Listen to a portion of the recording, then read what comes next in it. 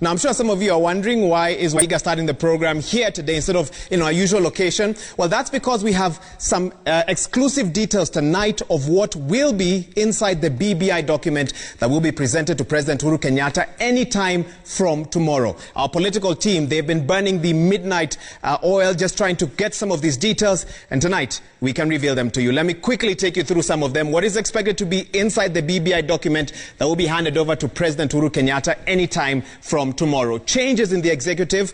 Well, some would say no surprises here. The creation of the office of Prime Minister and 2 deputies is expected in that document, and the introduction of the office of the Leader of Opposition. Okay, that was to be expected. There's been quite a debate about this, but let me take you to some other proposed changes, proposed recommendations in that same document. Some changes to the judiciary as well. The creation of the position of Judiciary Ombudsman, who will sit in the Judicial Service Commission, and their role will be to prosecute disciplinary cases on behalf of Kenyans. Very interesting indeed. Let's take you to another proposed change in the document. Devolution also, an increase of allocation, currently at about 15%, now will be pegged at 35% if the recommendations of the document sail through. Of course, good news for the counties in regards to this. And this has been a big talking point this year, especially on this show. Let's talk a little bit about representation. Giving women equal voting power at Senate is a recommendation as well, by making representation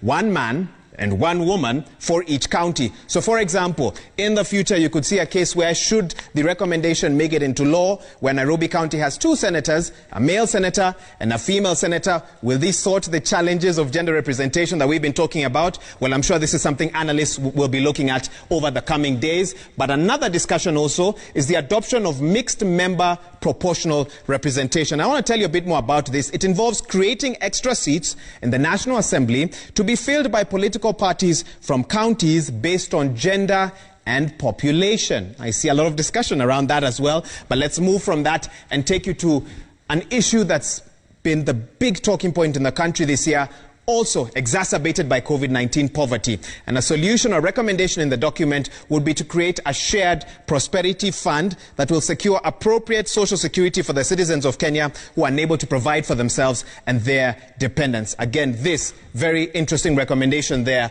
and we'll talk more about that as the days continue. Now, the youth, of course, majority of the population in this country growing by the day, and the creation of a youth commission is a possibility, is a recommendation in this document as well, and one that will be the principal organ for the promotion of the rights of young people. Will it be enough, however, to sort the challenges that young people are grappling with at this time in Kenya? That will also be another big discussion. Again, I say many of these recommendations will be quite some big discussions for Kenyans in the days to come. And finally, we're going to wrap up with this one: economy and productivity, making the issue of production a central mandate of the state. Moving from being a consumer economy to a production economy, the state must have continuous measures to promote production, and the state policies to be judged on whether they promote the economy. That's what our political team has come up with. These recommendations, we believe, will be in the BBI document that will be presented to President Uhuru Kenyatta anytime from tomorrow. You heard it first here on Citizen TV.